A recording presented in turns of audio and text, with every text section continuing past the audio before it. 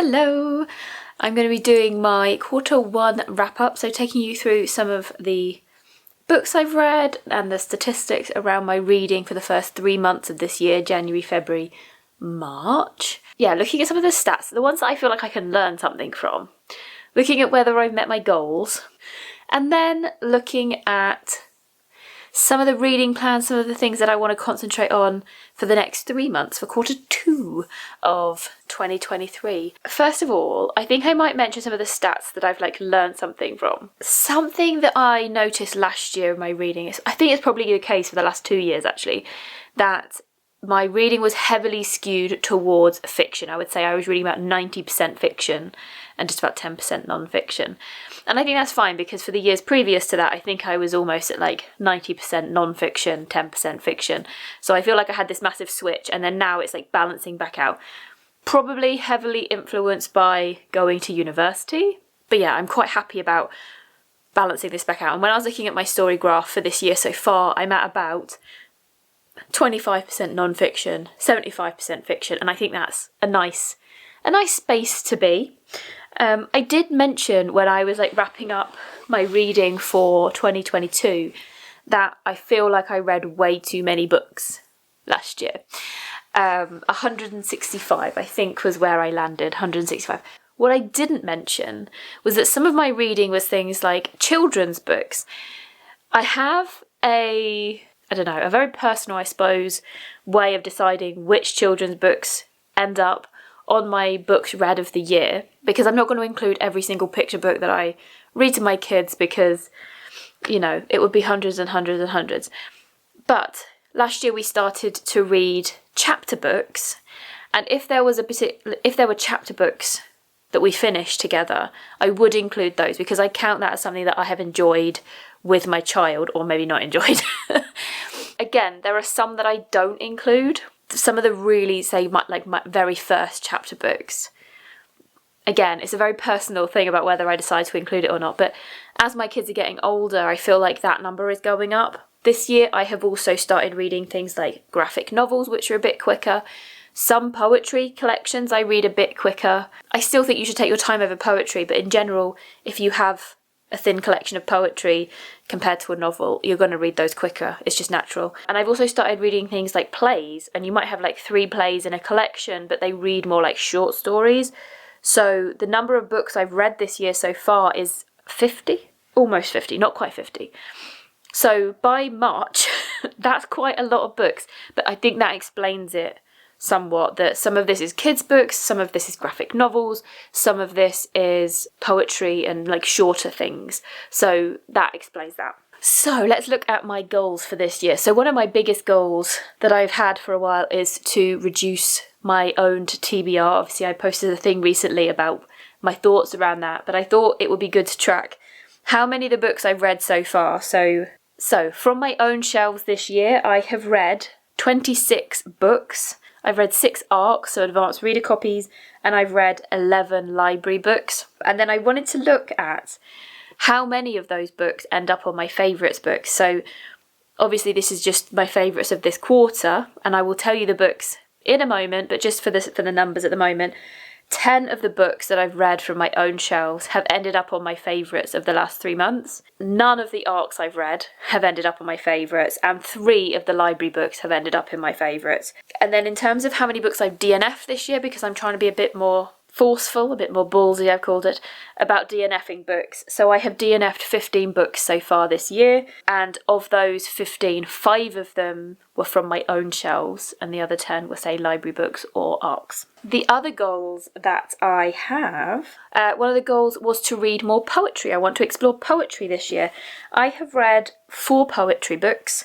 One of them was called Falling Awake by Alice Oswald. I ended up only liking one of the poems from that collection. My best friend gave me her old GCSE literature handbook thing, which had various poems that are studied for GCSEs, and I've noted some of those down in my notebook. I then read a collection of Thomas Hardy poems because I'm currently doing a reread of Thomas Hardy's Far From the Madding Crowd, and I wanted to get a feel for his poetry because he describes himself as primarily a poet. And then the one I've just finished is this. It is the Oxford Library of English Poetry. This is volume 1. It's a 3-volume collection that my parents have. And I've tabbed a few poems that I want to put in my notebook, which I haven't yet. So this is Spenser to Dryden. So it covers the period about 1500 to 1700. But when I finished this, I realised it only includes men. There are no women included in this. So I have done my own little Google search of if there were any published female poets of this time, because I recognise that it's going to be harder to compile women into something like this because fewer women had the opportunity to publish their work at that time. But my little Google search came up with some really interesting results, which maybe I'll tell you about in a future video, but it's not for today. So, am I meeting my goal of trying to experience more poetry? Yes, I think I am. And after reading I Capture the Castle and doing a close reading of that, I realised that in the back of my complete works of Edgar Allan Poe, there are poems in there. So I think I might go to that as one of my next sort of poetry things to explore. Some of Edgar Allan Poe's poetry, because I have to say, The Raven is one of the few pieces of his work that I actually like. I haven't got on well with his short stories at all. And I believe I also have some of Oscar Wilde's poetry in the back of a collection of short stories of Oscar Wilde's as well, so I might go and look at that as well. The other poetry collection I'm going to be looking at is one I've got from the library. I've got a bookmark in, but I've only just started the introduction, but this is the Penguin Book of First World War poetry, which I just found when I was browsing my library, so that's one of the things that I'm going to be reading coming up, but not yet. Another goal that I had was to read more short stories. It's something that I started doing last year. I have read short stories before that, but last year was really when I sort of ramped it up a bit. So in terms of completed short stories, I read Shirley Jackson's The Lottery and Other Stories. I ultimately did not like that. I felt they were too samey. As a collection, I don't think it worked. I think some of the individual stories were really good, but I thought as a collection it really did not work for me. I also read The Fall of the House Usher by Edgar Allan Poe out of my compendium of Edgar Allan Poe for I Capture the Castle. So I read one short story from that collection, and I DNFed a collection called The Storyteller by Walter Benjamin, which was a translated piece, but it was like a collection of fragments of unpublished work rather than sort of polished, published work. So I didn't like it really. Something that might be a little bit controversial is that within this goal I've decided to include some non-fiction. So for instance, Confabulations by John Berger is one that I've read in the last 3 months. This is like a collection of musings which feel like individual short stories, but it just happens that they're non-fiction, so I've decided to include this. I'm also including some of the plays that I'm reading because I would like to try out the play format. I've had to read a couple for university and it's something that I want to explore a bit more. You'll see that coming up soon as well. I'm also partway through a couple of different short story collections. So this is one that I started a couple of years ago actually, and I just never finished, and that is the Ghost Stories by M.R. James. I love these stories. It just happens that I put it down and then sort of forgot to pick it back up. So that's one that I'm currently reading. For university, we've read Suddenly Last Summer by Tennessee Williams. There are 2 other plays in this collection. I'm counting this as short stories, so that's another one that I'm in the middle of. And finally, the third one that I'm in the middle of for short stories is How Long Till Black Futures Month by N.K. Jemisin. This is one I have on audiobook. I like the stories, I just don't think that I like them in audio format, which is why it's taking me quite a long time, because I've been reading this on and off since I think October, so I just think audio format for short stories is not really my preferred method. Another goal that I set myself was to read more translated works. Okay, so I mentioned a moment ago The Storyteller by Walter Benjamin. That is a translated work that I've ultimately DNF'd. In terms of finished books, I have All Dogs Are Blue by Rodrigo de Souza Leal, which I did a whole review video on, which you can check out. I read Finn Family Moomin Troll by Tove Jansson with my children. Thought that was lovely. And then we've got The Proof by Cesar Eira. This is the second Cesar Eira book that I've read, and I don't think I liked this one. I'm like still in the process of deciding whether I think it's problematic as a book or not, or whether I just don't understand the genre enough. Haven't unwound my thoughts on that yet. And then I have 3 books that I consider myself to be in the middle of. One that I'm actively reading is Roland Bart'S Mythologies. This, again, could be considered short stories because it's like a collection of individual musings on a theme. But yeah, so that's what I'm reading. Misreadings by Umberto Eco. This is one I started and just sort of never carried on with for university, but decided that I would like to read. So that one, although I'm not actively reading it at the moment, is like next on my list. And the same can be said for The Work of Art in the Age of the Mechanical Reproduction by Walter Benjamin. I think this also has 2 other essays by him in it, which again I want to finish. And you're going to see this soon, that my reading plans for the next few months is to finish the books that I've had on my currently reading list for a long time because it's gotten a bit out of hand. But I'll tell you about that soon. And then let's talk about the final goal that I had, which was to read more books by people of colour or by, people with different ethnicities. To me, I think is probably a better description. I have put down somewhere Africa's State of Mind by Eko Eshun, which is a photography book. I'm not sure where I've put it down, but I finished that this month and really enjoyed that. That is a look at photographers who are challenging Western ideas of what it means to be African, Western ideas of the land itself, Western ideas of the people, of towns, of sensibilities over there. So it's a really interesting book to read. The Tryst by Monique Roffey. Now, I believe she's Caribbean, although I'm not sure. I'm terribly sorry if I've gotten this wrong, but I'm pretty certain Monique Roffey is Caribbean, and so I'm including this on here. This book is very unlike anything else she's written. It's like openly admitted that most people who love her writing don't end up liking this. This was really fascinating. It's highly erotic, but in a literary way, in a way that's exploring certain themes, and I just found it really fascinating. I've then got The 10th Muse by Catherine Chung, which is one of my TBR spin books. This was my choice for March, and this is Asian American author. So then ones that I don't actually own physically to show you, we've got Playing in the Dark by Toni Morrison. This is non-fiction. It is Toni Morrison.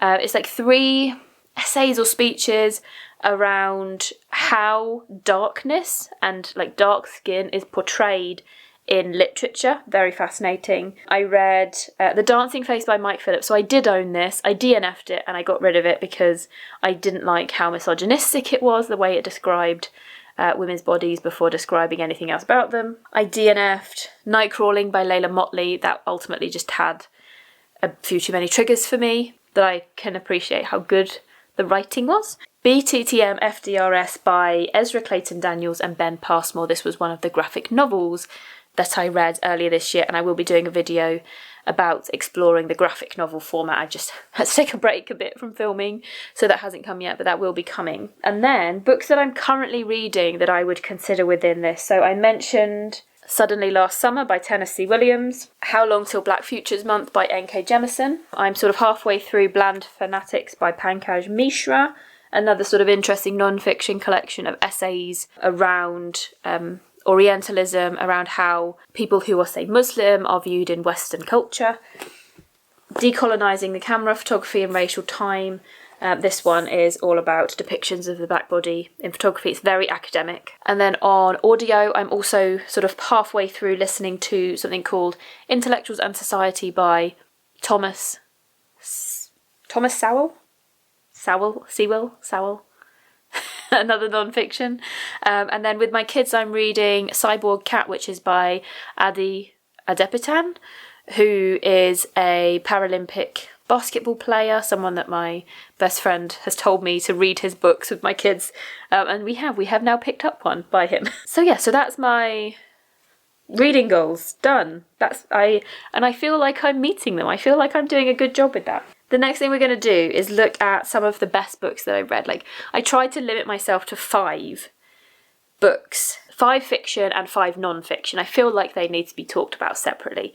But the other thing I did was I chose 3 books that were particularly thought-provoking but wouldn't necessarily make it onto my favourite books so far this year. One of them I don't own, one of them is a library book, and that is Exit Management by Naomi Booth. I particularly liked the way in which she described characters. I mentioned this in my Naomi Booth reading vlog. The duality of characters, the ways in which they could do things that didn't necessarily meet their own expectations of themselves, the ways in which external factors were influencing their mentality.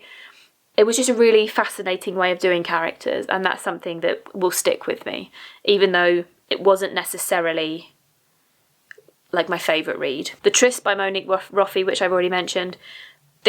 I'm really fascinated by how the erotic is portrayed in literature, and so this was a really good one, because it's not often that you find what I would consider literary erotic fiction. I think that erotic writing is becoming a lot more prevalent in sort of mainstream writing, but this way of writing it is not something that you see very often, and so it's nice to find a book that fits into that I can analyse. And then All Dogs Are Blue by Rodrigo de Souza Lau, again another one that I've done a full review on and a full video on, that's just it's gonna stick with me for a long time. So I wanted to mention those, even though they weren't my favourite books. Top 5 fiction books. Now, this is something that's quite fascinating to me, and that is that 2 of my top 5 came from TBR Spin prompts. So You Have to Make Your Own Fun Around Here by Frances Machen, which I read because it would have been my January pick, but got bumped off so I could read How to Be Both by Ali Smith, which I DNFed. This one, though, I'm really glad I then went, do you know what, I'm going to read it anyway, because this was brilliant. It's one of my favourite, as I say, one of my favourite books so far.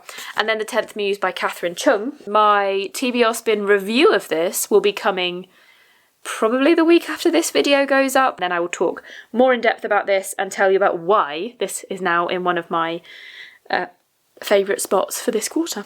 I'm going to include I Capture the Castle by Dodie Smith. I originally said I wasn't going to include rereads, but I think it's quite valid to say that not all the rereads that I'm going to do are going to end up in my favourite books of that quarter, because I may end up deciding that I don't like the book in the end, but I Capture the Castle has captured me again. I love it so much, and I've done a full close reading video about it. Please do go check it out, because that was such a labour of love. I know it's a long video, and I'll be so grateful if you watched it. Yeah, because I have loved making that. I Capture the Castle is now forming part of a research project that I'm doing for university. Like, I have completely thrown myself into that. My final 2, one of them I'm really surprised to put on here, and that is Children of Time by Adrian Tchaikovsky. This is one I listened to on audiobook. It is the first ever space-based sci-fi novel that I have ever read. Normally, if I'm reading sci-fi, it's Earth-based, let's say dystopian future type. So think of things like Brave New World by Aldous Huxley, The Day of the Triffids by John Wyndham, like those sorts of things where our own use of technology and science has caused us to move into a future that is a little bit scary to us today. So yeah, I was really, really pleased to read this book and find that I really loved it, because it's opened up a whole new genre for me. And I loved the way that it was sort of split into 2 narratives, one from a human perspective and one from a spider, like an advanced nanobot spider perspective. Like, that just blew my mind how much I loved it. And then the final one in my favourite fiction books so far this year is Pride and Prejudice by Jane Austen. I think simply for the enjoyment of it, yeah, I just thoroughly enjoyed listening to that on audiobook. So that's another big surprise for me, is that 2 of the books in my favourite books so far have been audiobooks, when audiobook is like my least favourite way of reading a book. So yeah, big surprise for me. And then my top 5 non-fiction books. 2 of them are library books. One of them was Fun Home by Alison Bechdel. This is a graphic novel that is a memoir, and we were studying it for university, and I just loved the opportunity to go really deep into it and to find out how graphic novels work. And this is why I'm quite excited to do a graphic novel, exploring graphic novels video, to sort of talk about the things that I've learnt myself over these last couple of months about the graphic novel format. So that was one of my top non-fiction books. The other library book was Playing in the Dark by Toni Morrison, which, as I said, looks at the dark body in literature, particularly how that's portrayed in literature that's written by white people. Fascinating. We've got Confabulations by John Berger, another one that I've already mentioned that I'm including as a short story thing because it's a lot of... It also has little pictures in it, but it's musings on art and moments in time of his life. Yeah, they're just like these little snapshots, little vignettes of his life, told alongside sort of musings on art and philosophy, and yeah, quite nice. We've got The Social Photo by Nathan Jurgensen. This is 3 essays, 2 longer ones and 1 shorter sort of addendum. The first one is based on like his thesis for, I don't know, like a master's or a PhD or something. But it just plays completely into my interest area, which is what is art and how do we classify art. And this obviously in particular is saying that not all photography is supposed to be art. Some of it is documentary, but that the social photo specifically is different to documentary photography. And like its place in our life and why it's come to occupy the space that it has. Yeah, so that really played into my interest area. And then the final one from my top 5 non-fiction books is Africa State of Mind by Eko Eshun, which I've already described for you, my dears.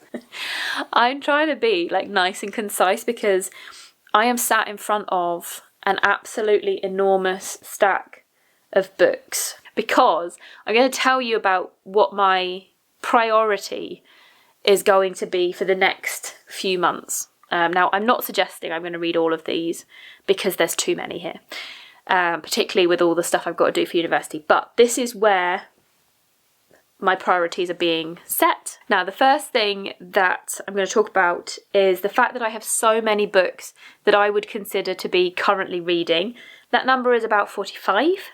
Yes, that is an awful lot of books. Now, this has stacked up for a number of reasons. Essentially, we have books that I've started because we're studying them at university and I decided I liked them enough that I wanted to read the rest of the book. There are things like short story collections that I've started, put to one side, and then forgotten I was in the middle of. And then books that I've picked up for myself, again, where I've gotten part of the way through. None of those would be fiction books unless they're short stories.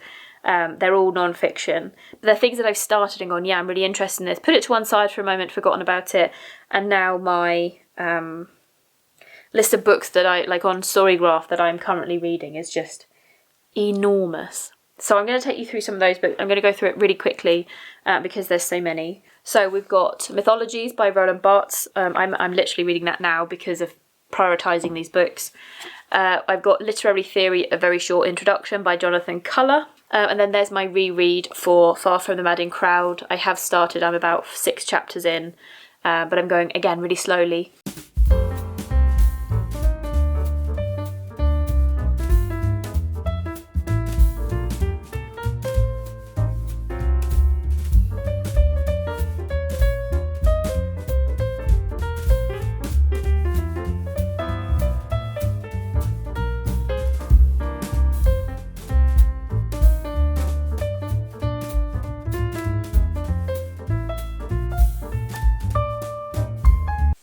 We have Forms of Enchantment, Writings on Art and Artists. This one I barely started. This is Methods and Theories of Art History. And then we've got Photography Cultures, Reader, Representation, Agency and Identity. Again, another collection of essays where I started the first few, put it to one side and forgotten about it. In Their Time, A History of Feminism in Western Society. I am quite far through this, actually.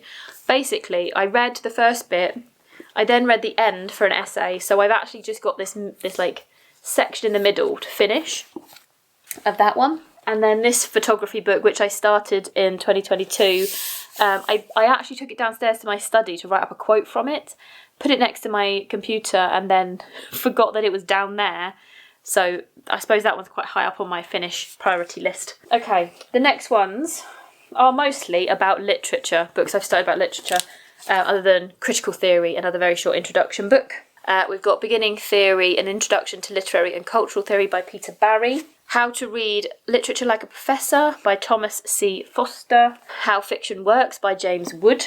I will say I don't like this one as much, but I will keep reading it. The Cambridge Guide to Reading Poetry by Andrew Hodgson, which I got for Christmas. I think this was quite high priority for me. I might put that on my high priority list, actually. An Introduction to Literature Criticism and Theory, edited by Andrew Bennett and Nicholas Royal. Postmodern Fiction by Brian McHale. I'm really enjoying learning about postmodernism, I have to say. I mean, there are some others, but the other ones I've got are The Ghost Stories by M.R. James and The Canterbury Tales by Geoffrey Chaucer. I can't remember how far into this I got, because I was doing a reread, and I got about halfway through. No, so I've stopped making notes in it at the Friar's Tale. I mean, I suppose technically, I'm also partway through Dear Dodie by Valerie Grove, which I'm using for my project, which I mentioned in my close reading of I Capture the Castle, that I was working through this as well, so I'm sort of actively reading this. This is from the University Library. The same with the Feminine Middle Brow novel by Nicola Humble, which I'm using for my research project. Some other books that I'm using for my research project from that are Gender Trouble by Judith Butler. This is one of the key theorists that I'm using. And then Sex, Gender and Social Change in Britain since 1880, although I have tabbed like a couple of sections that I want to read. I don't think I'll read this whole thing. Related to what we've been learning, but I don't think I'll use it in this, is Michel Foucault's The Will to Knowledge. This is part of his The History of Sexuality series. I think there's 3 books in the series. It's just something that I really do want to read, so I picked it up from the school library. I'm going to show you 2 others that I picked up from the school library. We've read a short story from each of these collections. So this one's called The Things They Carried by Tim O'Brien, and this one is Dear Mr. President by Gabe Hudson. So this is short stories that are about the Vietnam War, and this one is about the Gulf War. One of my professors is like an expert in war literature, and she obviously led these, and I decided I wanted to go and find a bit more about it, because war literature is not something I would say that I was interested in, but the way in which we've discussed it made me want to seek these out, and these are both short story collections that I would like to read. And then I have a few from my local library that I'm slowly working through. So the one that I've just sort of started, I've read 1 chapter, is Pizza Girl by Jean Kyung Fraser.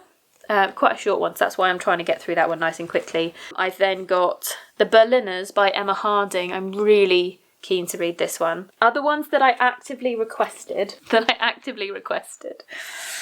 we've got Remote Sympathy by Catherine Chidgey. The Bread the Devil Need by Lisa Allen Agostini. This one is one of the few from last year's Women's Prize that I was so intrigued by that I wanted to get to read it. I've got Mother Thing by Ainsley Hogarth, and then I've got Bestiary by Kaiming Chan. Okay, so then we have a few that I picked up while I was in the library getting those, just because they sounded good and it was raining outside and I was browsing. So other than the poetry one, which I've mentioned earlier, I have The Blue Bedspread by Raj Kamal Jha, 6 Stories and an Essay by Andrea Levy, Eastmouth and Other Stories by Alison Moore. This is published by Salt Publishers, which are based very near me in Cromer. That was why I was drawn to that one. And then I've gone for Ali Smith's Public Library and Other Stories. I want to give Ali Smith another try. I have a couple of her books on my shelves, but I thought I might pick up her short stories one. And then I picked up these 2 memoirs, because memoir is a genre that I would like to try to explore a bit more. This one was particularly interesting to me. Landscapes of the Metropolis of Death by Otto Dov Kulka. I think I'm going to have to read this to you because it just really drew me in. As a child, the distinguished historian Otto Dov Kulka was sent first to the ghetto of Theresienstadt and then to Auschwitz. As one of the few survivors, he has spent much of his life studying Nazism and the Holocaust, but always as a discipline requiring the greatest dispassion and objectivity. With his personal story set to one side, he has nevertheless remained haunted by specific memories and images, thoughts he has been unable to shake off. The extraordinary result of this is Landscapes of the Metropolis of Death, a unique and powerful experiment in how one man has tried to understand his past and our history. So I just read that and I was like, okay, got to try and read that one. Maggie O'Farrell, I am. All my legs are going dead. Maggie O'Farrell, obviously, being a very popular author, so I thought I would pick up her memoir. Other possible memoirs from my shelves that I could read. Easy Beauty by Chloe Cooper Jones, which I got for Christmas. This one is not a memoir, but Agatha Christie by Lucy Worsley, a very elusive woman. And then Maggie and Me by Damien Barr, which is Damien Barr's look at growing up gay in Thatcher's Britain. I will say, obviously, I'm reading Dodie Smith's biography by Valerie Grove. This is not necessarily a fascinating look at the memoir genre. It is a very straight biography. It's not interestingly done. It's interesting if you're interested in Dodie Smith. It is quite a straight, linear narrative of her life and her works. I thought I'd explain that. Whereas some of these other ones I would like to explore as interesting examples, a bit like Fun Home by Alison Bechdel, where it's an interesting look at life or specific events in their life, things like that. So I mentioned that I am currently reading Tennessee Williams' Suddenly Last Summer. I do want to explore the play format. I've read Measure for Measure by William Shakespeare this year as well. I've then also, I'm sure I mentioned it in another video. Oh yeah, it was my haul and unhaul. So this is 3 plays by Eugene Ionesco. It fits into my translated goals, but it is also 3 plays that I would like to read. And then Dr. Frankenstein by Selma Dimitrijevic.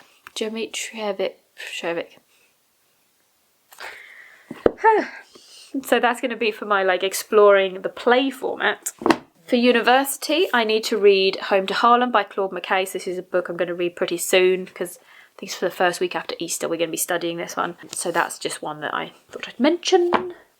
And then, because I am studying Dodie Smith's I Capture the Castle and this idea of the middle brow novel, the feminine middle brow novel from 1920s to 1950s, I wanted to see what on my shelves I had from this time by women authors, just to add some more context to my studying. It's not going to go into my project, it's just something that I wanted to do for myself. And I have picked these books off of my shelves. The first one is Their Eyes Were Watching God by Zora Neale Hurston. I then have 3 Persephone classics because they are pretty much specialist in this specific era that I'm reading, and these are 3 that I have from them. So we've got The Blank Wall by Elizabeth Zank Holding. This one is a thriller.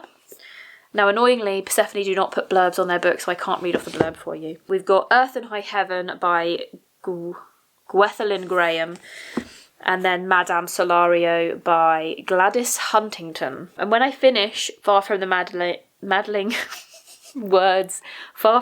Crowd, I may possibly pick a reread from this era just because of the project that I'm doing. I think I could choose Brideshead Revisited by Evelyn Waugh. We'll see.